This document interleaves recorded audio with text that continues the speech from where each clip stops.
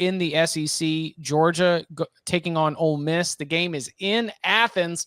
The Bulldogs are double-digit favorites in the game coming out of that a win against Missouri.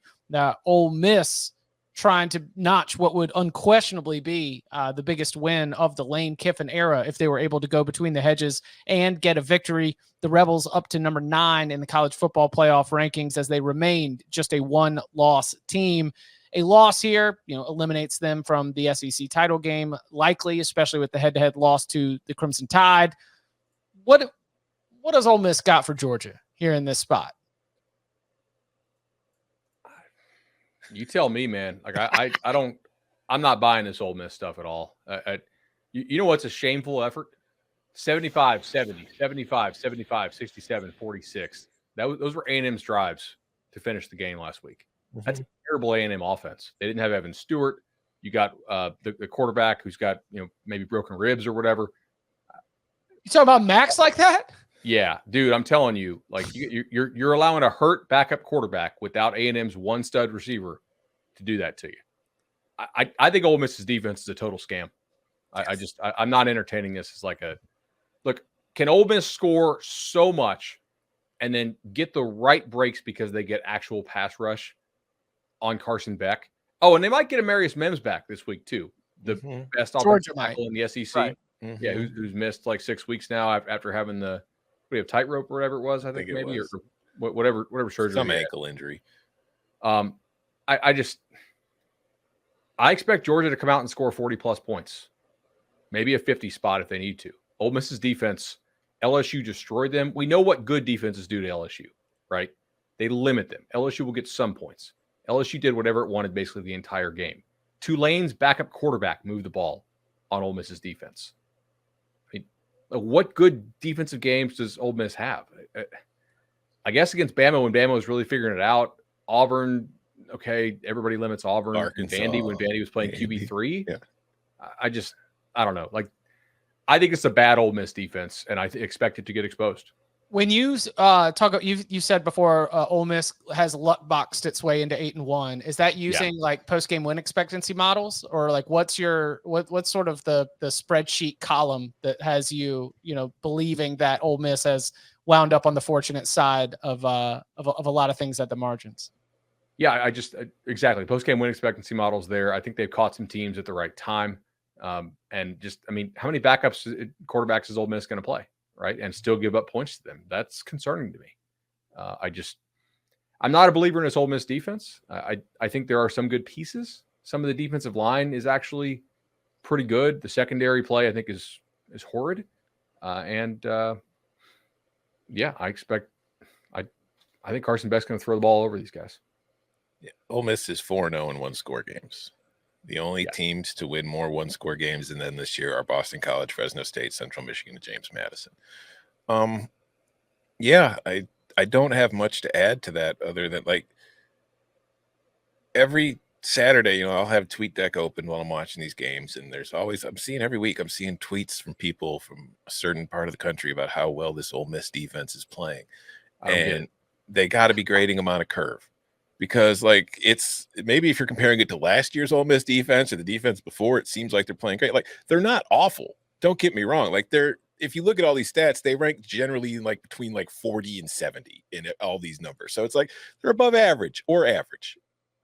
Maybe compared to their Power 5 brethren, they're below average. Right. But like they don't get 3 and outs. They don't force negative plays. They do a decent job of keeping you from getting to the red zone, but once you get there, you're practically guaranteed like a touchdown for the most part. So I just don't see them getting enough stops against Georgia. Like I think Georgia can overwhelm them at the point of attack, and I think that is going to be a problem for them getting off the field. I think Georgia is going to be able to put together a lot of long, body-crushing drives to just completely suck the soul out of you as the game goes along.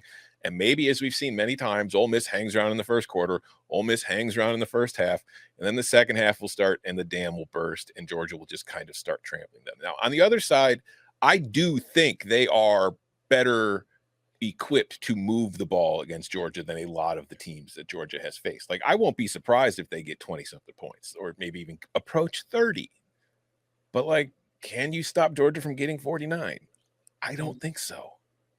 Like, Georgia will score at least 40. I think that's fair. Like, unless they just completely boa constrictor them, right? Because they shut it down early, and then like it looks like the Alabama game. I'd be worried about Tennessee on deck. This is body blow too for Georgia. Mhm. Like these teams they've played are certainly overrated by my system, but they're still like teams with some real athletes. Well, yeah, So Florida, Missouri's defensive line has real size and physicality in a way where, when we talk about how this game breaks down, obviously we all see Georgia as a deserved favorite, and we've laid out our expectations as such. If you're thinking about the best bet for this game and looking at the margins in terms of the spread or the total, I'm a little bit spooked in terms of my confidence one way or the other, knowing that on the other side of this, you have a trip to Knoxville. And if the game plays out that allows Kirby to boa constrictor this, where what looks like an over, what looks like a Georgia cover could all of a sudden be, thrown in doubt, that is one read of this, at least from the wagering angle that I'm looking at. It's a night game, right? Yes. Mhm. Kirby has zero desire to have this game end at like 11:45. Hell, you know what I'm saying? Yes. Like they got the trip to Tennessee on deck. Yeah, 3-hour game. 3-hour game. Also, like we talked about Ole Miss's offense last week. A&M was down both of its starting corners. One of the corners they took in the portal, by the way, I'm not including in this discussion, is Grimes, who hadn't even played for him yet. I mean, they're playing guys who like couldn't get on the field at other programs. And Ole Miss is scoring some on them, but it also took like a trick play. That A&M defensive line is the real deal. And it's a better D-line than what Georgia has. It's not a better overall defense than what Georgia has, obviously. But they did give Ole Miss quite a few problems. I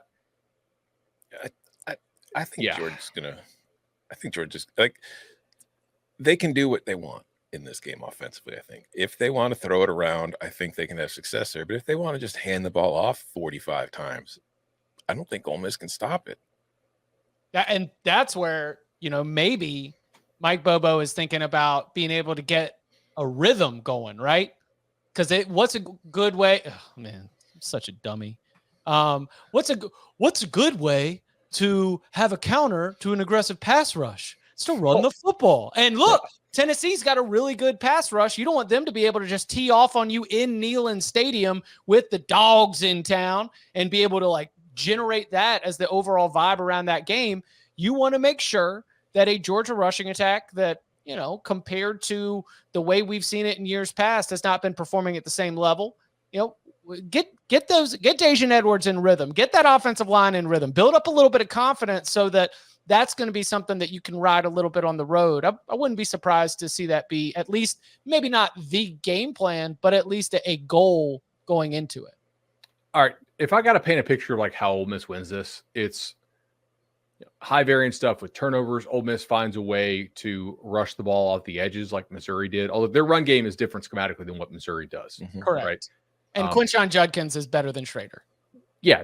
Yes, clearly. Like Judkins is a really good back. So maybe they're able to kind of screw with these UGA linebackers. Obviously, Dumas Johnson, what do you have, a fractured forearm or whatever it was? I forgot what the injury exactly was, but he's not playing in this game. I do believe Lassiter is good to go, though. So Georgia, for my money, is the best secondary in the country, I think. And their ability to cover and communicate will be pretty important.